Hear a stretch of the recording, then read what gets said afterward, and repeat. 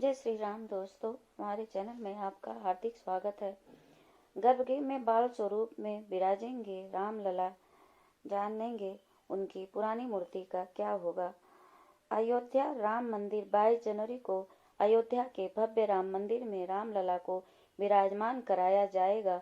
राम मंदिर में रामलला की नई प्रतिमा स्थापित भी की जाएगी। ऐसा कहा जा रहा है कि राम मंदिर में विराजमान होने वाले भगवान राम की नई मूर्ति दुनिया की सबसे ही सुंदर और अनोखी मूर्ति है। 22 जनवरी को अयोध्या के भव्य राम मंदिर में रामलला को विराजमान कराया जाएगा, जिसको लेकर अभी से तैयारी जोरों पर है।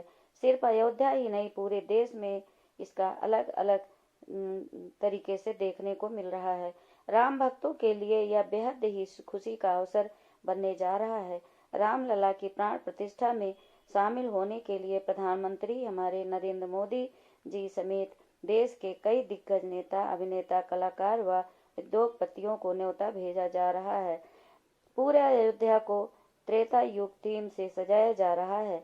वहीं राम मंदिर में रामलला की नई प्रतिमा स्थापित की जाएगी। ऐसा कहा जा रहा है कि राम मंदिर में विराजमान होने वाले भगवान राम की नई मूर्ति दुनिया की सबसे अनोखी और सुंदर मूर्ति है। ऐसे में चलिए जानते हैं रामलला की पुरानी मूर्ति का क्या होगा। मंदिर के गर्भगृह में रामलला की नई मूर्ति के साथ ही पुरानी मूर्ति को भी प्रतिष्ठित करने की योजना है। जानकारी के अनुसार नई मूर्ति को अचल मूर्ति कहा जाएगा, जबकि पुरानी मूर्ति उत्सव मूर्ति के तौर पर जानी जाएगी। साथ ही कहा जा रहा है कि बाद में उत्सव मूर्ति को श्री राम से जुड़े सभी उत्सवों के में विराजमान किया जाएगा। वहीं नई मूर्ति गर्भगृह में भक्तों के दर्शन के लिए विराजमान रहेगी। राम मंदिर के गर्भगृह में रामलला की 51 इंच लंबी मूर्ति स्थापित की जाएगी। इसमें रामलला बाल स्वरूप में होंगे। मूर्ति में रामलला को खड़े हुए दिखाया गया है। मंदिर के गर्भगृह में रामलला कमल के फूल पर विराजमान होंगे। कमल के फूल के साथ उनकी लंबाई करीब 8 फीट होगी। त्रेता युग में श्री राम का जन्म अयोध्या के राजा दशरथ के घर ज्येष्ठ पुत्र के रूप में हुआ था। श्री राम भगवान विष्णु जी के अवतार थे। इन्हें मर्यादा पुरुषोत्तम भी कहा जाता है।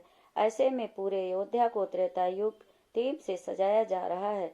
सड़कों के किनारे सूर्य स्तंभ लगाए जा रहे हैं, जो भगवान राम के सूर्यवंशी होने के प्रतीक को दर्शाते हैं। अयोध्या के राम मंदिर के मूल गर्भगृह में प्राण प्रतिष्ठित होने वाला रामलला का विग्रह श्याम वर्ण का होगा। श्री राम जन्मभूमि तीर्थ क्षेत्र ट्रस्ट के सदस्यों ने मूर्ति चयन के लिए शुक्रवार को गुप्त मतदान किया। इसका परिणाम तो 5 से 10 जनवरी के बीच ही हुआ, लेकिन सूत्रों ने बताया कि रामलला के जिस विग्रह को ट्रस्ट के अधिकाधिक सदस्यों ने पसंद किया, उसे अरुण योगी राज ने कर्नाटक के श्याम शिला से निर्मित किया है। मतदान का निर्णय ट्रस्ट के अध्यक्ष महंत नृत्य गोपाल दास के पास सुरक्षित रखा गया है। रामलला की 3 प्रतिमाएं निर्मित की गई हैं। इन प्रतिमाओं का अरुण योगी राज के अतिरिक्त गणेश भट्ट एवं सत्यनारायण पांडे ने निर्मित किया है। तीनों मूर्तियों की ऊंचाई 51 इंच है। इन्हें 8 फीट ऊंचे आधार पर स्थापित किया जाएगा। पहले यह तय किया गया था कि बनने वाली तीनों मूर्तियों में से एक ही गर्भगृह में स्थापित होगी और शेष 2 इच्छुक भक्तों को दे दी जाएगी, लेकिन बाद में यह निर्णय लिया गया कि तीनों को ही मंदिर में अलग अलग स्थापित किया जाएगा। शुक्रवार को ट्रस्ट के सदस्यों ने पहले मनोयोग से तीनों प्रतिमाओं का अवलोकन किया। तदुपरांत गुप्त मतदान के माध्यम से पसंद की प्रतिमा के बारे में विचार व्यक्त किया गया। ट्रस्ट ने प्रतिमा निर्माण के लिए तीनों कलाकारों का चुनाव कई स्तर पर स्क्रीनिंग के बाद किया था। ट्रस्ट की प्राथमिकता अगाध आस्था का केंद्र होने की महनीयता से युक्त 5 वर्षीय बालक की निर्दोष ताजगी व्यक्त करती प्रतिमा थी और तीनों प्रतिमाएं इसी भावभूमि पर निर्मित की गई है। जिन अरुण योगीराज की प्रतिमा चयनित किए जाने का अनुमान है, वह कर्नाटक के मैसूर निवासी प्रसिद्ध मूर्तिकार योगीराज शिल्पी के बेटे हैं। उनके पिता को बाडियार घराने के महलों को खूबसूरती देने की भी लिए जाना जाता है। बॉलीवुड के बिग बी अमिताभ बच्चन ने अयोध्या में 14.50 करोड़ रुपए की लागत से 10,000 वर्ग फुट का प्लाट खरीदा है। अधिकारियों ने बताया कि बिग बी वहां घर बनाने की योजना बना रहे हैं। यह प्लाट राम मंदिर से मुश्किल से 15 मिनट की दूरी पर है और इंटरनेशनल एयरपोर्ट से 30 मिनट की दूरी पर है।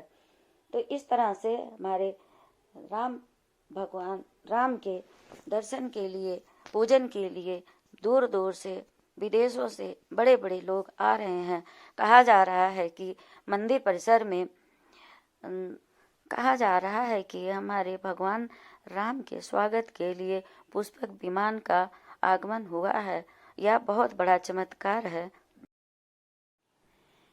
अयोध्या में 22 जनवरी को रामलला के भव्य मंदिर में प्राण प्रतिष्ठा होनी है। वहां तैयारियां हो रही हैं। देश का हर कोना इस उत्सव में झूम रहा है। ऐसे में बाजार राम राम कर ना करे। राम के से जुड़ी हर चीज फिलहाल डिमांड में है। लोग मांग रहे हैं। आपूर्ति कला करता उन्हें 22 से पहले देने का वादा कर रहे हैं। आइए जानते हैं बाजार कैसे कह रहा है। जय श्री राम। उत्तर प्रदेश की अयोध्या नगरी इस समय राममय बनी हुई है। असर पूरे प्रदेश में दिख रहा है। बाजार भी इससे अछूता कैसे रह सकता है। 22 जनवरी को नए भव्य मंदिर में रामलला की प्राण प्रतिष्ठा से पहले बाजार भी जय श्री राम के नारों से गूंज रहा है। लंबे इंतजार के बाद आखिरकार अयोध्या में श्री राम मंदिर बन रहा है। लिहाजा हर व्यक्ति की ख्वाहिश उस मंदिर के मॉडल को अपने घर में रखने की है। अयोध्या के दर्शन नगर के पास मंदिर का मॉडल बनाने वाले कारीगर इस काम में जुटे हैं। फिरोजाबाद और मुरादाबाद में भी कारीगरों ने खूब डिमांड हो रही है। फिरोजाबाद में कांच से मंदिर का मॉडल बनाया जा रहा है, जबकि मुरादाबाद में पीतल से मॉडल बन रहे हैं। प्रदेश के हर सराफा बाजार में भी मंदिर मॉडल की मांग है। लोग सोने और चांदी के सिक्कों में मंदिर का प्रतिरूप मांग रहे हैं। वैक्स में सोने या चांदी की फ्रेमिंग में भी मंदिर के मॉडल का खूब डिमांड है। यह केवल उत्तर प्रदेश की बात नहीं है, सभी प्रदेशों में ऐसे ही हाल है। रायपुर के सराफ विनोद भंसाली कहते हैं कि इन दिनों राम की मूर्ति, राम मंदिर का मॉडल और राम दरबार की मांग काफी है। लोग चाहते हैं कि 22 के पहले इसकी आपूर्ति कर दी जाए।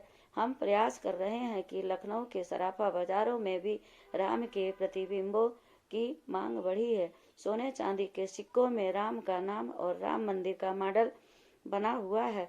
अयोध्या में साल 2019 के बाद से ही राम के नाम पर व्यापार झूम रहा है। श्री राम और जय श्री राम लिखी की रिंग खूब मांग में है। क्यों अयोध्या में इसे बेचने वालों की फिलहाल चांदी है। यहाँ ऐसा ही कारोबार करने वाले विनोद गुप्ता कहते हैं कि कंठी माला और चाबी के छल्ले बेचकर हर दिन 1000 से 1200 रुपए तक आसानी से कमा लेते हैं। उम्मीद है कि जब भव्य मंदिर के कपाट खुल जाएंगे तो रोजगार में और इजाफा होगा। यह बात तो महज बेचने वालों की है, लेकिन इन्हें बनाने वाले भी खूब कमा रहे हैं। कंठी माला तो आसपास के जिलों से आ रही है, जबकि चाबी के छल्ले फिरोजाबाद से सप्लाई हो रहे हैं। अयोध्या में इन दिनों जय श्री राम या राम राम नाम से चंदन का भी चलन बढ़ रहा है। स्टेलिंग से ऐसा उकेरने वाले लोग आपको अयोध्या में खूब मिल जाएंगे। 20 से 30 रुपए प्रति व्यक्ति इसके लिए जाते हैं। युवाओं में अपने माथे पर ऐसा चंदन लगवाने का खूब क्रेज है।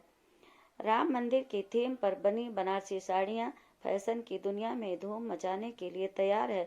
बनारस के बुनकरों के पास इसकी डिमांड आई है और वे इन साड़ियों के पल्लू बनाने के लिए रोज से ज्यादा काम कर रहे हैं। बुनकरों को साड़ियों पर विभिन्न डिजाइन के लिए ऑर्डर मिले हैं। कहीं पल्लू पर राम मंदिर की आकृति बनाई जा रही है तो कहीं राम के जीवन की झांकी दिखाई जा रही है। मुबारकपुर क्षेत्र के बुनकर अनीसुर रहमान कहते हैं कि ऐतिहासिक विशेषताओं के साथ डिजाइन वाली साड़ियों की हमेशा से काफी मांग रही है, लेकिन राम मंदिर के प्रति भावना पूरी तरह से अलग है। वह कहते हैं कि साड़ी के पल्लू पर राम मंदिर की आकृति है। साड़ियाँ लाल पीले रंग में बनाई जा रही है, जबकि आकृति सुनहरे रंग में है। बनारस ही नहीं, कांजीवरम प्रिंट की साड़ियों पर भी राम का रंग चढ़ा दिख रहा है। राम मंदिर के कपाट आम जनता के लिए खुलने के बाद यहाँ फूलों की मांग बढ़ना तय है, लिहाजा आसपास के फूलों की खेती के लिए किराए पर लिए जाने वाले खेतों की मांग भी बढ़ी है और उसके दाम भी।